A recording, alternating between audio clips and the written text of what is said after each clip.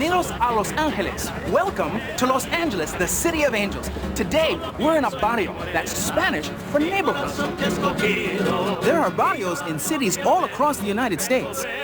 Each has its own flavor and personality.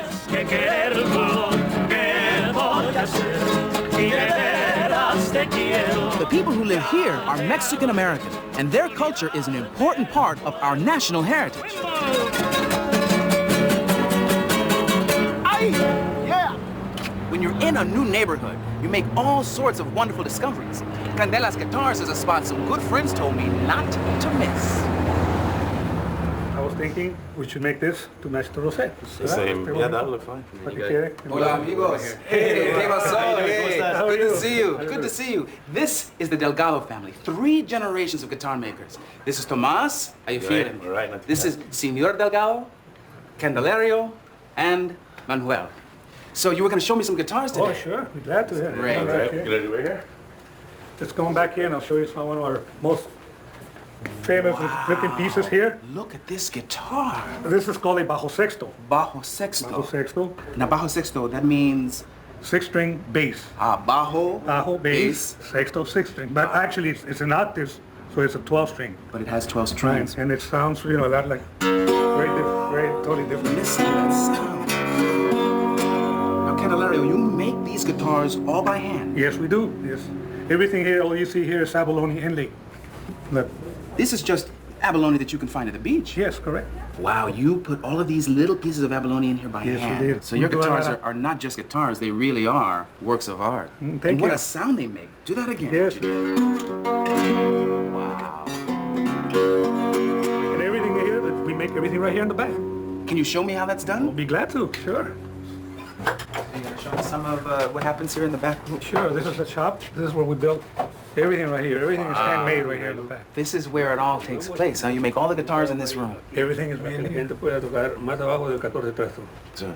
Now, who taught you how to make guitars? My father. Your father taught Yes, you? my father. And you and your father are teaching your sons? Yes, we are. I learned from my father. And I started them when they were little. Right. But when they're working here with my father, it's something unbelievable. They work real closely together. Yeah. How does that make you feel when you see your sons making guitars? It feels very, very fulfilling, but especially knowing that it's going to keep going. My father started, I kept it going, and now my sons will keep it going. Right.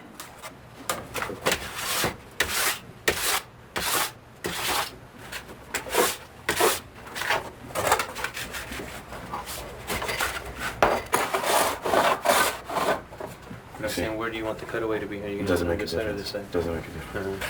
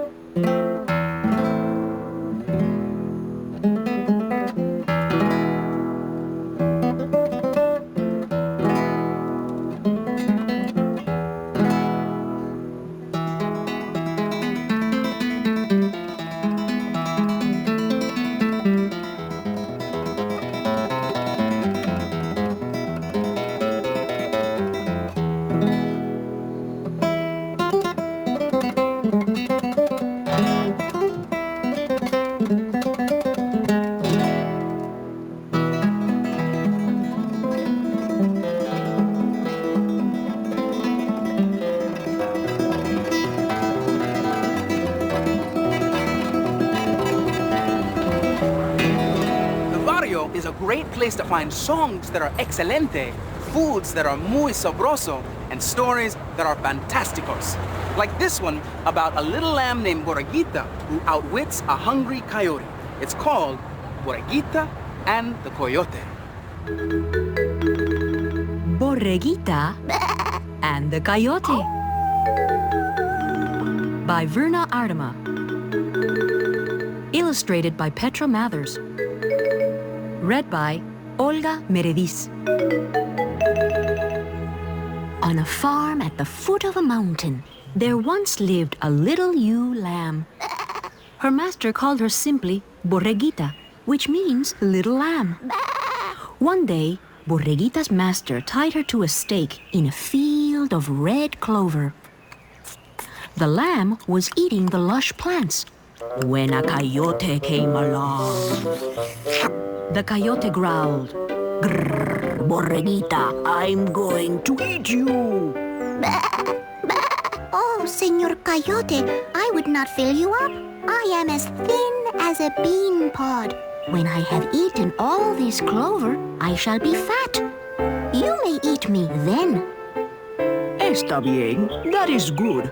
When you are fat, I shall come back. After many days, the coyote returned. Grrr, Borreguita, you are as plump as a tumbleweed. I'm going to eat you now. Senor Coyote, I know something that tastes ever so much better than lamb. What? Cheese. My master eats it on his tacos.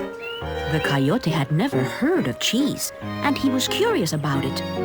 How can I get some of this cheese?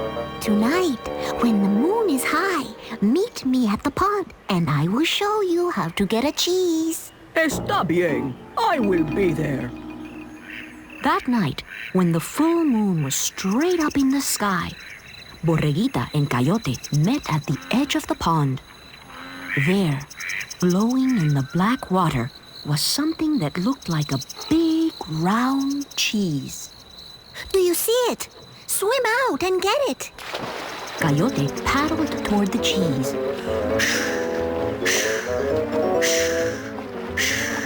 But the cheese stayed just so far ahead. Finally, he opened his mouth and lunged. Whoosh! The image shattered in the splash. Pond water rushed into Coyote's mouth. Coughing and spluttering, he turned and headed for the shore. When he reached it, the little lamb was gone. She had tricked him.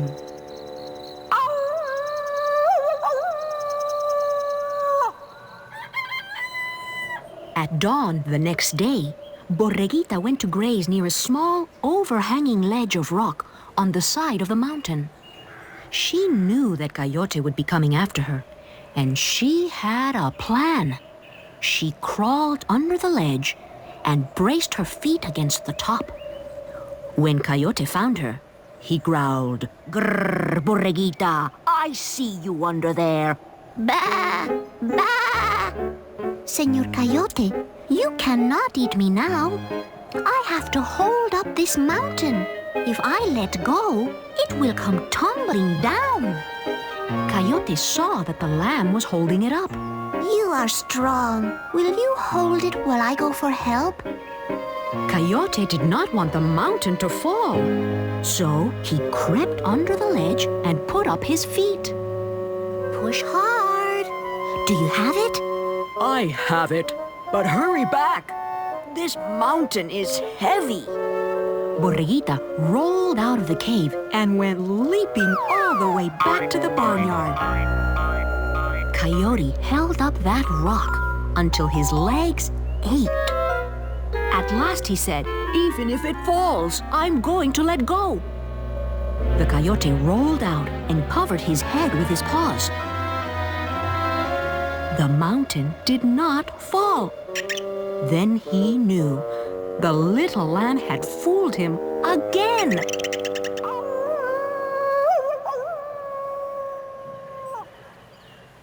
Early the next morning, Coyote found the little lamb and said, "Borreguita, you will not escape this time. I'm going to eat you now." Bah! Bah! Senor Coyote, I know I deserve to die. But grant me one kindness. Swallow me in one piece so that I won't have to suffer the biting and the chewing. I couldn't swallow you all in one piece even if I wanted to. Oh, yes, you could. Open wide, and I will run and dive right in. Coyote opened his mouth wide. Borreguita backed away, put her head down, and charged. Bang! Bang! Bang! She struck the inside of Coyote's mouth so hard, she sent him rolling. Ow! Ow! Ow! Ow! Ow! Ow! And from that day on, Borreguita frisked about, and Coyote never bothered her again.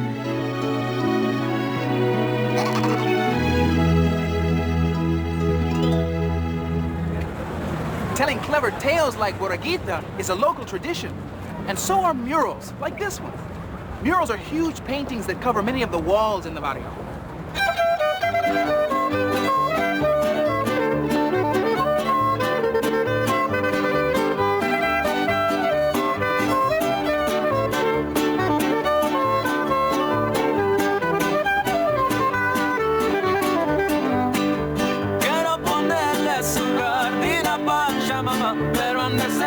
I'm Judy Baca, and I'm a Chicana mural painter. Chicana means that you are a Mexican person born in the United States. You find murals everywhere in the city of Los Angeles.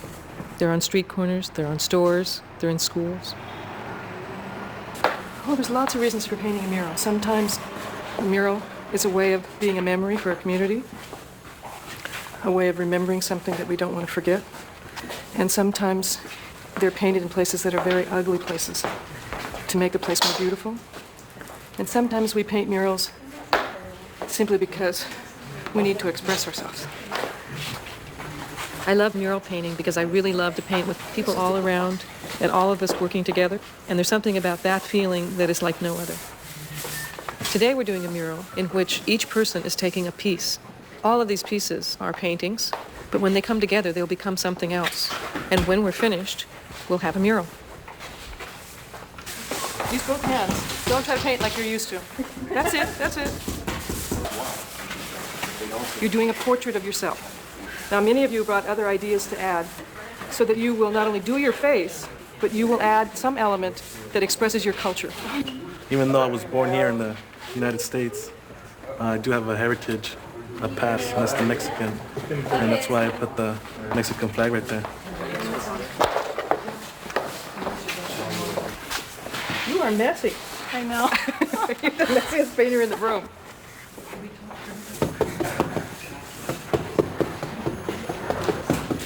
So are you happy? Yeah, for the most part. It's getting there, huh? Yeah.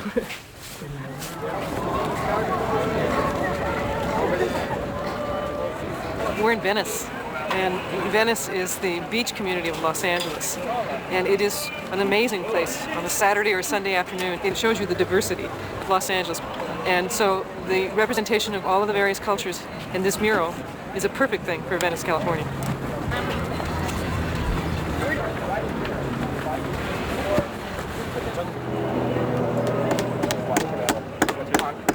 We're taught as artists that we need to work alone, or that we have to work alone to be really creative.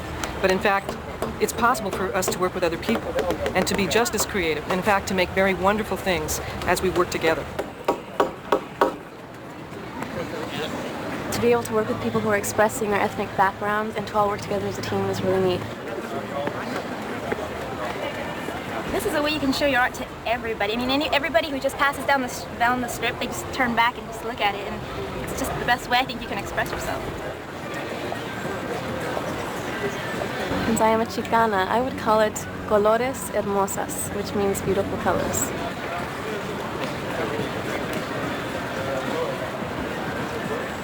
I think Haciendo Caras, Making Faces, is the name of the piece.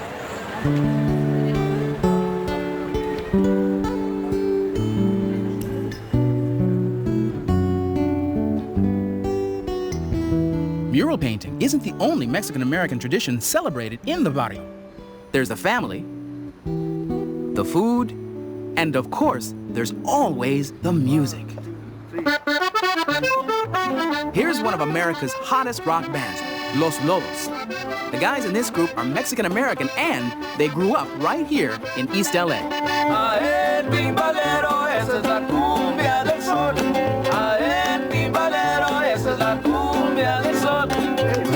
fellas, how you doing? Hey, Louis. How you doing? I'm good. Hey, Conrad, how you feel? You know, when Los Lobos is on the road, they play a lot of rock and roll.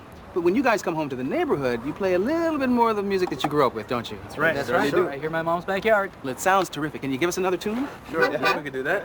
Sure. 2, 3, 4.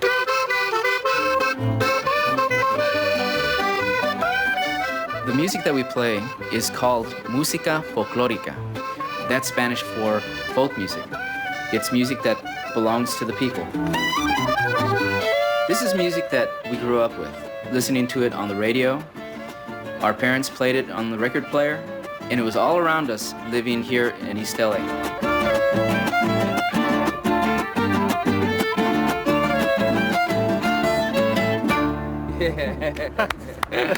Great. This is kind of a homecoming for you guys. This bring back any memories sitting here in this backyard? Oh yeah, we used to rehearse here. There's our clubhouse, Yes. as we used to call it. You called it the clubhouse. Yeah.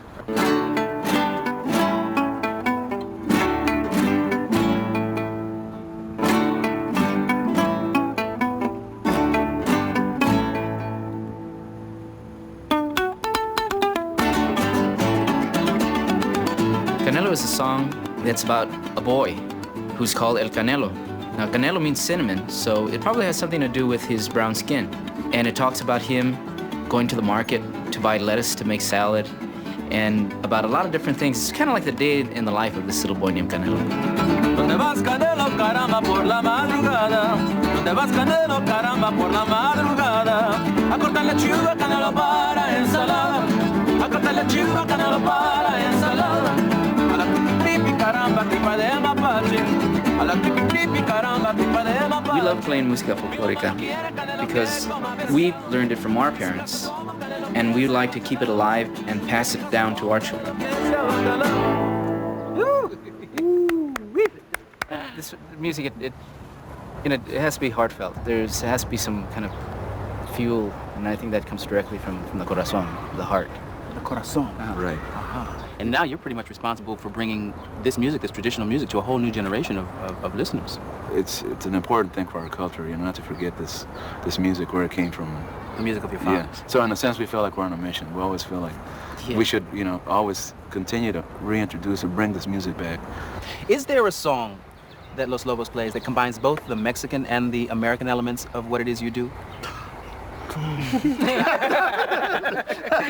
Come on, there's gotta be. Yeah, yes? As a matter of fact, there is. There's one in particular that uses Mexican rhythms, but the lyric is sung in English, and that's called Saint Behind the Glass.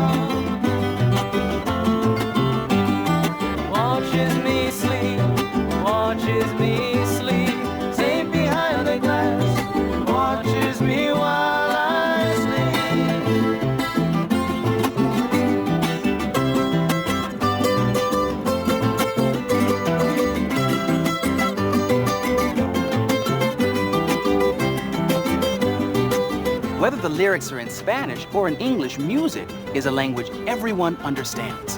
And so are books. So here are 3 that translate into pure fun. Pero no tienes que tomar mi palabra. But you don't have to take my word for it. Buenos dias, amigos y amigas. Let me tell you about a beautiful story. It's called Diego. Diego was born in the mountains of Mexico. Drawing was Diego's favorite thing to do. He painted all the different things he saw. Diego loved the Mexican people, and he loved the Mexican land. His paintings were very famous. They still are. I'm Nancy Rojas, and this book makes me proud of my people. I recommend you read Diego. Hi, my name is Gianna. I just read a funny book called Three Little Javelinas. It might just remind you of a story you've heard before. Once upon a time, 3 little javelinas were walking through the desert. Javelinas are hairy pigs. Each javelina went off in a different direction. The first decided to build his home of tumbleweeds. He ran into some trouble with a big, bad coyote. The second javelina built his house from sticks. You'll never guess what happened next. Can you guess the ending? Read the book to find out if you're right. It'll make you laugh. Hi, I'm Juan Perez Jr. Here's a book that's sort of like a dream. It even says so in the title, Coyote Dreams. This book has a spooky beginning. Can you imagine dancing with coyotes? Or playing with them? Or singing their songs? Whisper the ancient name of the coyote, and there's no telling where your dreams might take you. I really like this book, and I think you will too.